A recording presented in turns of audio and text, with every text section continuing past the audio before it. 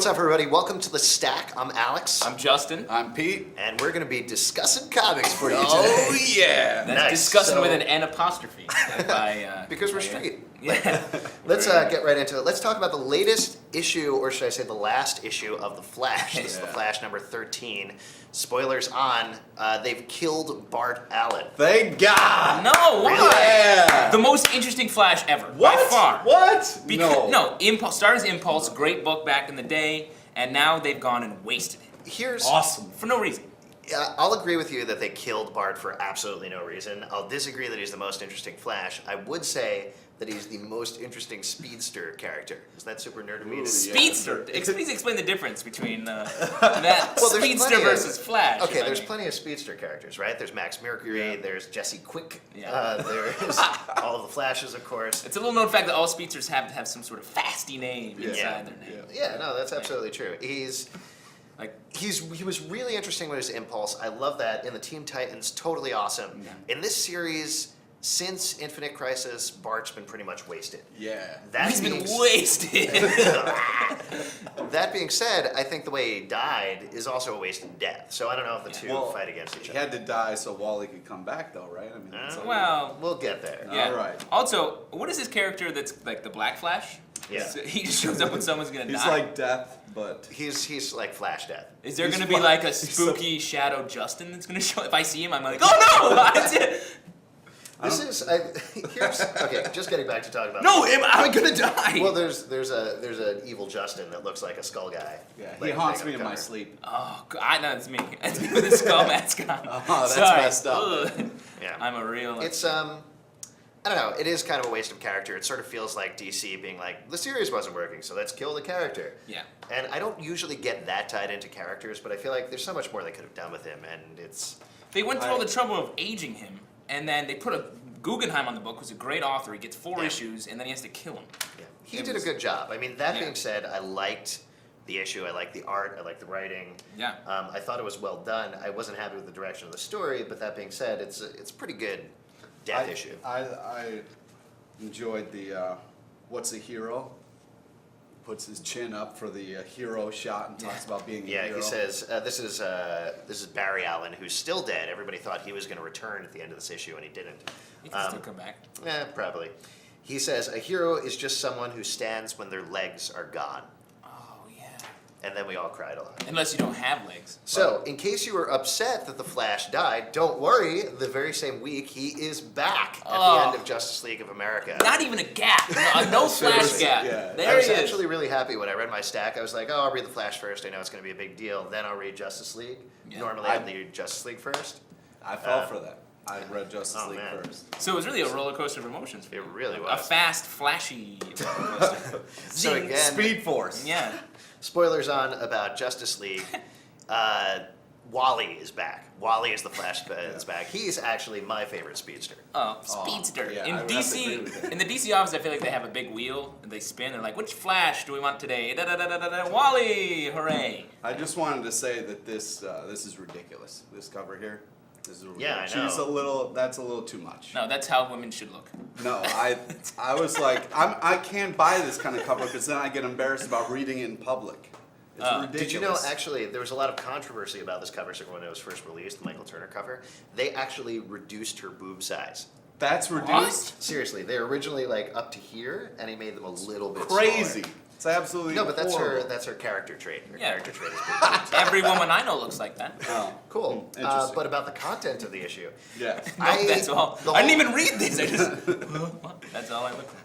The Lightning Saga has been running through both Justice League and Justice Society of America for the past couple of issues. It's been a fun crossover. It's Yeah. been a really fun crossover. I feel like it petered out towards the end. It I- petered hey, out. Whoa. It petered There's out. no more use of that term. All right, no. It lepaged It out. lepaged out. I'm Which not is going to worse. stand for it. All right, A true I hero would was- stand for it on What his is legs. But what if they're gone? Huh? That's what I said. No, a true hero. All right. So, anyways, so my point is that I was like really excited about this whole series. I thought it was cool. It was very entertaining. And then at the end, I was like, what was the point, right? yeah. Yeah. I was like, It really why was. did I mean, go through all especially this? to have. I felt like, oh, cool. Well, let's have a crossover between Justice League and Justice Society. Awesome. And the Legion. I love Well, that. that's what I'm getting to. Is then also we're going to throw in the Legion of Superheroes. Oh, but it's also not the Legion of Superheroes from current continuity. It's from past continuity. Oh, the whole point of this is so we can bring back Wally West, who's been gone for a year, who's a different Flash. The whole thing was just crazy. It was all over the place and ended up, for me, feeling a lot of very unfocused, even though it's two of my favorite writers, Jeff Johns and Brad Meltzer. Yeah. I feel like they kind of were like, here, we're going to get him with this twist. And then the twist was too much of a twist. It was like a U-turn. It was like a knot. And then, on top of all of that, it's not done. It's another one of these Yeah. things with DC where the ending of the issue is, let's tie into Countdown, let's tie into Final Crisis that's coming up in a year, let's tie into all of these other things. So, something that I feel like could have been a classic crossover in the history of comics, honestly, just that's how good the first 3 issues were, kind of LePaged out. Totally Oh, come on. Totally paged out. Plus, the whole thing was like, someone's going to die, and he doesn't die. Yeah. Karate Kid doesn't die. Now he's part of DC Universe. They bring back Flash and a couple other people who they're like, bring his kids back too. There's no tragedy. Let's talk about the cartoony way of getting electrocuted where you see the person's skeleton through their skin. Well, it's a comic book. Well, I know, but it was like... It's not a cartoony book, dude. Yeah, I mean, it's like when Batman got his back stepped on and there was that huge footprint in his back. I was like, all right, dude, come on. That all being said, I love Wally. I love the whole idea of his character. I love that they brought his family The back. idea of his character. Well, The concept of a human being is a delight. He's a good character. I'm glad he's back, even if the circumstances are kind of We're going to move on and talk about something that wasn't quite as successful, I think. As these 2 failures. This is a sub-failure. X-Men Endangered Species one-shot. This is kicking off the backup story that's going to run through all the X-Men books for the next couple of months.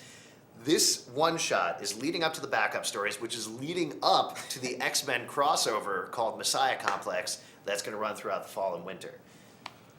Don't buy this comic. Whatever you do, save your $3. That was ridiculous. $3? What a ripoff. You're very opinionated.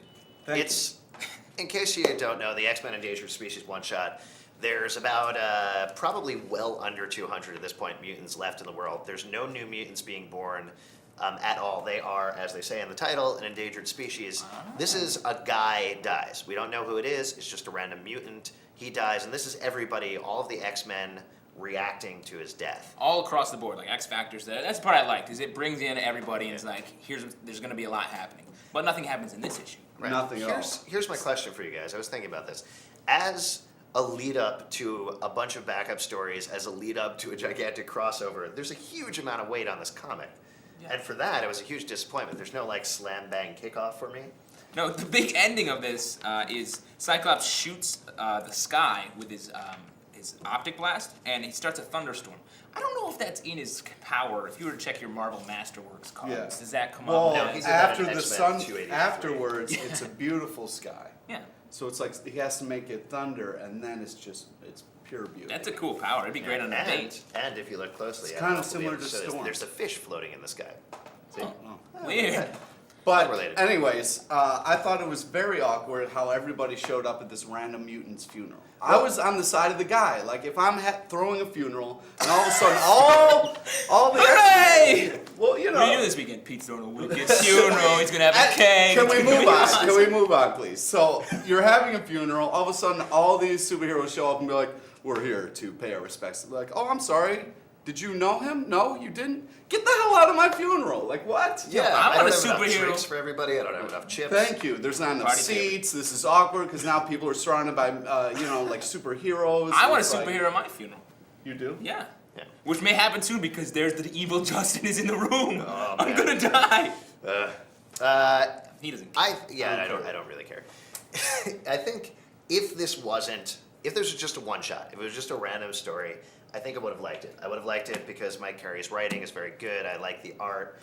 But as the beginning of a crossover, it's just blah. If they should have called it what it was, like not a 1 issue, it should be like a -1. It's not like a 0 issue. It's less. That's actually a than really good point. I think it should have been a 0 issue. Yeah. or less than a 0 issue. Yeah, which which And is also- really weird. I don't know why I think that. Like all endangered species protection, make sure when you get a 6-pack of Coke, cut the plastic ring so Wolverine doesn't get it around his neck and end up dying.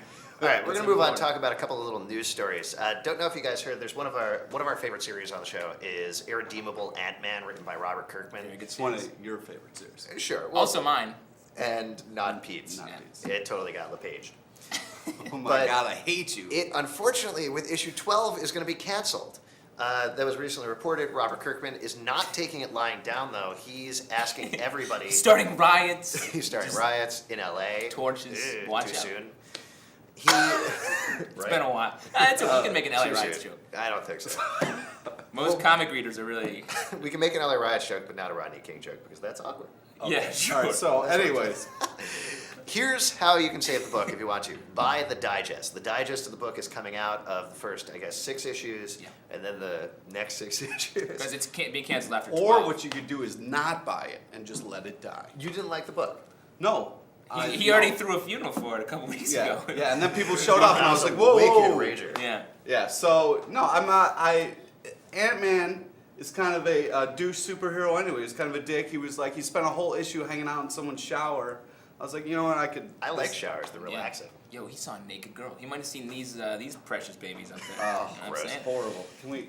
It's that being said, here's a question. This was kind of brought up on the Pulp Secret blog a little bit. There was a discussion about what's mainstream and what's indie, and I like indie, I like mainstream. There was sort of a It's fight been brewing about it. it's a huge strife Well, issue in yeah, comics. it's an issue with the comic book readers. People. Well, here's talk my about. question for you. Something like Ant-Man is a very low seller. It's not part of the main continuity of the Marvel Universe or anything like that. That being said, it's published by Marvel, so a lot of people would consider it mainstream. Yes, because it's published by Marvel. That makes it mainstream, regardless of how So little Marvel people buy can't it. publish a book that would be considered indie? That's what you're saying? Unless they want to make a sub, like call it Marvel Indie. I don't know, but I If they call it Marvel Indie, that would probably not Maybe. make it an indie book. Yeah, What that's true. defines an indie book? Is it the company that publishes Right. it? Is it the sales? Is it the content? I think a lot of people do it by company, and I actually think in a certain way it should be by sales. Because there's a lot of indie publishers like Oni Press and whatnot that sell way more books on a regular basis than Top Shelf. something by Marvel and DC. Same thing with Top Shelf. But I would say people who are like indie readers would say that it's like, oh, it's not superheroes. Indie books are more about real Yeah, things, yeah, more I would issues. agree with that, So I think yeah. it's more content based. So I think you can Alright, call that's fair. and Irredeemable Ant-Man is a really kind of an offbeat book. It kind of takes superheroes at a different topic, so you could call it an indie book. yeah.